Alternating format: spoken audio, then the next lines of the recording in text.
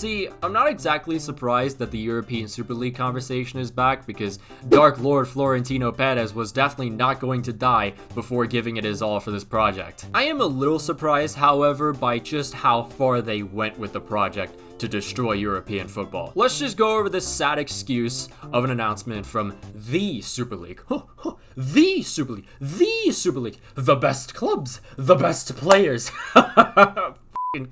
Here's the list of members, or as I like to call them, the clubs that never gave a single shit about you.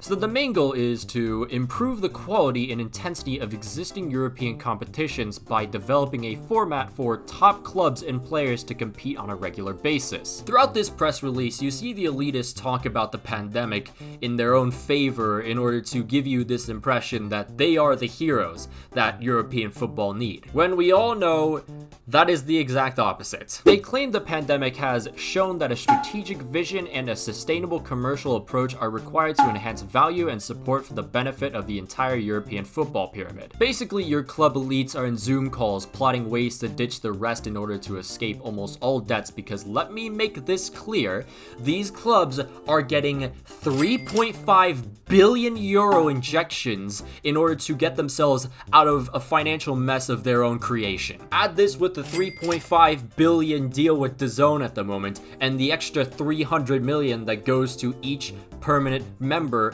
every single year. In recent months, extensive dialogue has taken place with football stakeholders regarding the future format of European competitions. The founding clubs believe the solution proposed following these talks do not solve fundamental issues, including the need to provide higher quality matches and additional financial resources for the overall football pyramid. They also, for safe measure, add the term football pyramid to give you this impression of inclusion, when in actuality it's just, yeah, shut the f up, we'll give you money at some point. The gap between the haves and have-nots is already huge, and the addition of 300 million a year for the 15 permanent members, plus the 3.5 billion TV deal, plus the initial rewarding of 3.5 billion for the founding clubs, just makes this even larger. And then don't forget, when TV companies see a bigger, more profitable competition, that means even the largest of TV deals, like the Premier Leagues, will see a significant decrease when the time comes for a renewal and contract. So yeah, maybe the rest of the clubs will be receiving the American grade school pizza party slice equivalent of some solidarity payments,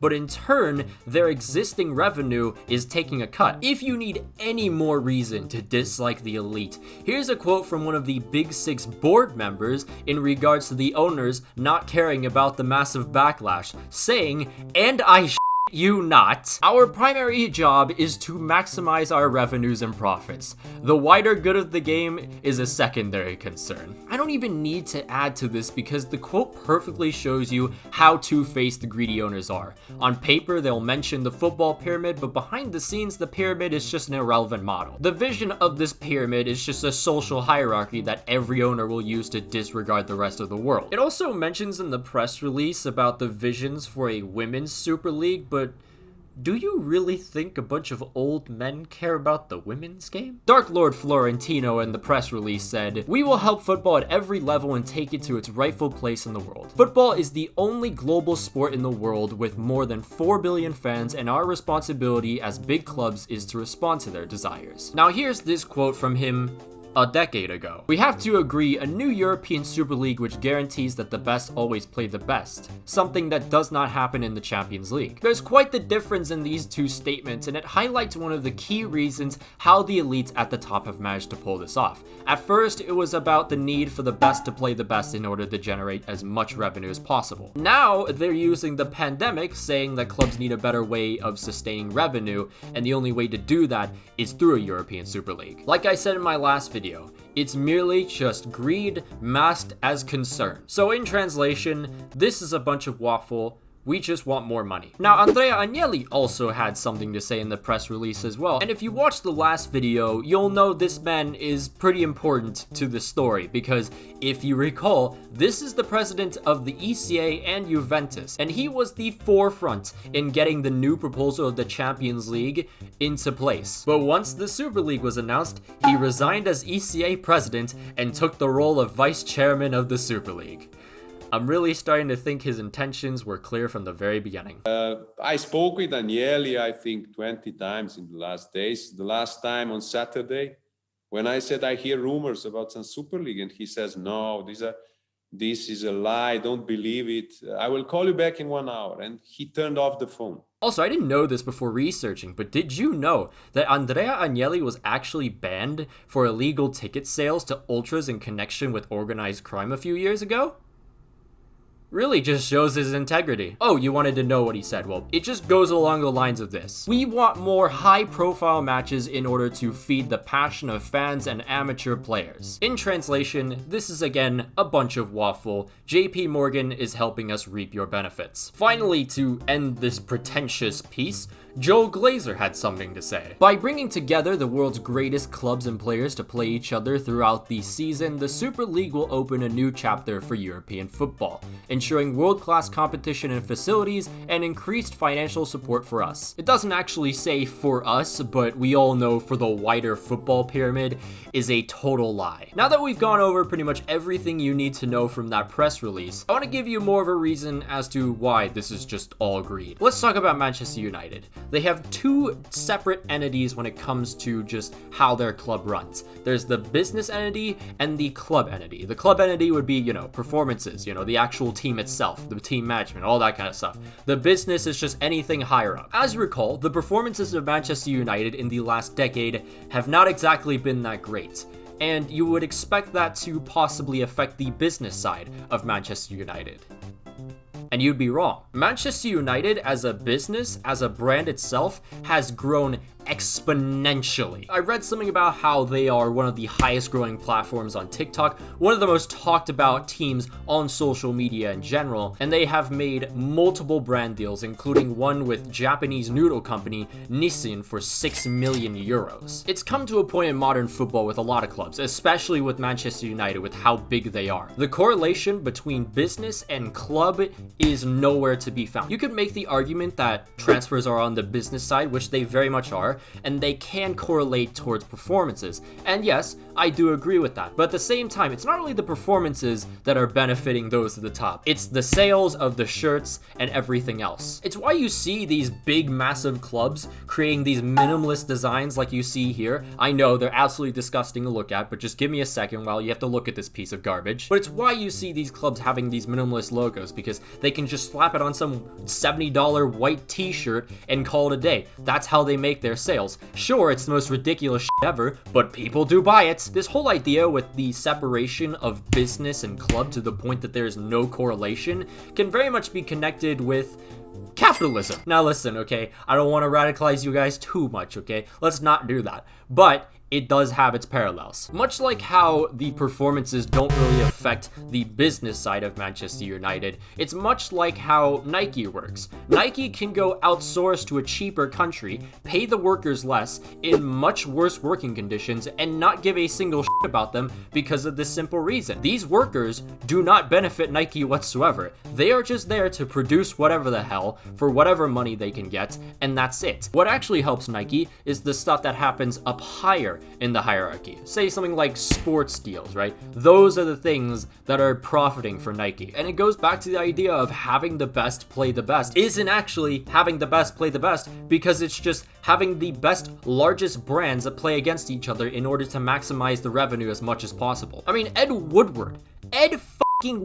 said it himself. Playing performance doesn't really have a meaningful impact on what we can do on the commercial side. There's no fucking correlation. We have come to the point with capitalism and football where there's literally two separate entities and the performances don't even mean anything. Reading this really makes you think to yourself, wow, these performances actually go way deeper than just the club not being great, because those at the higher up ends don't actually give a single shit about the performance because it doesn't benefit them whatsoever. And this is why exactly you see Arsenal Arsenal Football Club in the Super League. You know, the team that has not been in the Champions League for the last, like 5 years now? But according to the brand Finance Football 50, Arsenal are amongst the top 10 most commercially valued clubs and have been for nearly 2 decades. They were also ranked 8th in the most talked about teams on Twitter in 2020, whether that was memes or just in general, I don't know, but either way, they're being talked about. And you put that in contrast with their actual performances on the pitch, whether it be the 9th place going on right now, the fact that they literally drew against Fulham yesterday, or maybe let's talk about the fact that they have not been in the Champions League still since 2016. It was never about quality for these folk. They're just greedy little shits who plan to create an oligopoly amongst the top 15 clubs, the quote-unquote top 15 clubs, to make as much money as they possibly can. These greedy owners just see us as numbers and revenue. That is it. We aren't people to them. I want to take a minute to also talk about the similarities this Super League vision has to such leagues like the Brazilian League or even the MLS. Back in the day, the Brazilian football scene consisted of multiple regional leagues. It allowed a lot of clubs to decorate their histories with plenty of trophies becoming so-called giants. 1971, though, saw the introduction of a national league that brought all the top clubs into one league. And as time passed by, those so-called giant teams were no longer considered giants due to the lack of titles they could win. In a time when the 3 main trophies are the Domestic League, the Domestic Cup, and the Copa Libertadores, there's not much you can really win there. Even in a league of the best, and it's been proven with Brazil here, there will always be someone at the bottom. And with that being said, not winning anything also means you as a club lose your prestige, your history, your identity, everything. Brazilian fans aren't exactly very happy about this as well because they have shown their anger by protesting. Now the MLS is a different situation. I don't think there's much protest towards the MLS system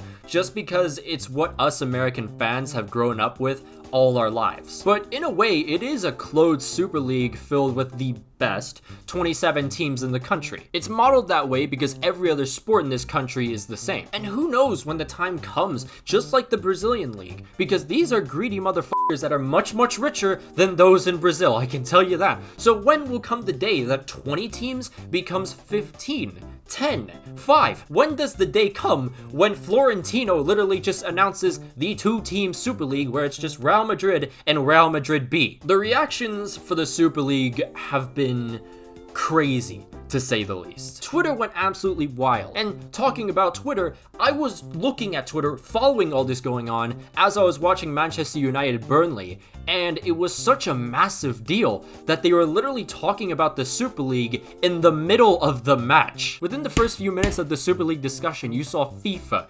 UEFA, and multiple leagues have statements almost immediately. FIFA and UEFA have really hit the nail here, making a direct statement to ban all clubs from the domestic leagues and all players participating in the Super League from international competitions. Now, let's take this moment and realize that this is UEFA's money that is being threatened.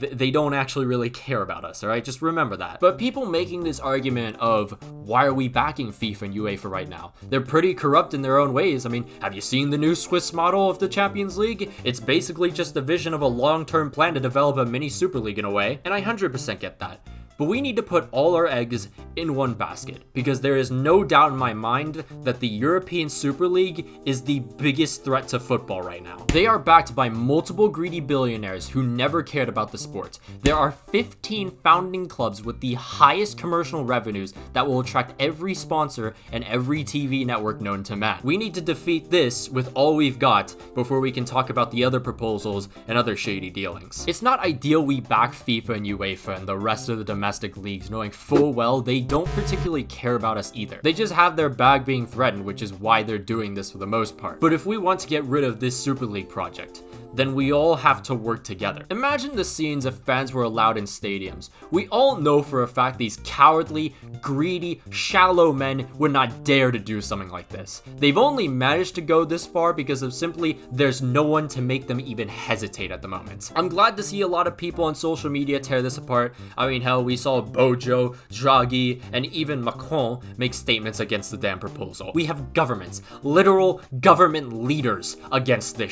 Waking up to multiple different footballers speaking out really gives me some hope that we can take back this sport from the greedy, just through the collective boycotting of the game itself. If the players themselves refuse to play, there's no way this Super League can ever happen. How I see things is that all these clubs should be relegated. Not the second division, not the third, but the fifth. I don't care whether the Super League happens or doesn't happen. They need to be punished because the elite need to know they will never win. It is, in my opinion, absolutely despicable that these clubs are proposing this in the middle of a season, and let me remind you, also in the middle of a pandemic. Clubs lower down the pyramid are suffering big time because their major portion of revenue comes from ticket sales, and their match performances actually do matter. And here are these elitist who, in the safety of their massive mansions, have Zoom calls proposing to break away and let everyone else die in the freezing cold. It is disgusting. Personally, I don't think football is dead just yet, but I do see a lot of losing parties in this situation. But it was bound to happen with how the football economy is. There are so many people that have been touched by this sport. Their hearts revolve around just the complexity, yet also the simplicity of this beautiful game. It's an escape for some, a livelihood for others, and a way of life for everyone. But what do you guys think about the Super League? It's pretty funny that just 2 days after my video came out, oh, the Super League came back, so this Champions League proposal doesn't actually mean anything right now. But anyways, I do want to know what you guys think. I'm sure a lot of you guys have some very, very strong opinions, because, of course, not all of us support Big Six teams. Not all of us support any of the elitist clubs. So I'd like to hear all your perspectives, all your insights down below in the comments. I'd love to read them all. I know for a fact that this Super League saga will not end for quite some time, so will we be seeing extra videos for this? Probably. But again, guys, thank you so much for watching this video. I hope you enjoyed it. If you could please follow me on Twitter, my Twitch, my Instagram, and also my TikTok. I promise I'll actually post on there, so I'll actually start growing, so you guys didn't just fucking follow me for no reason. But anyways, I'll see you guys in the next video.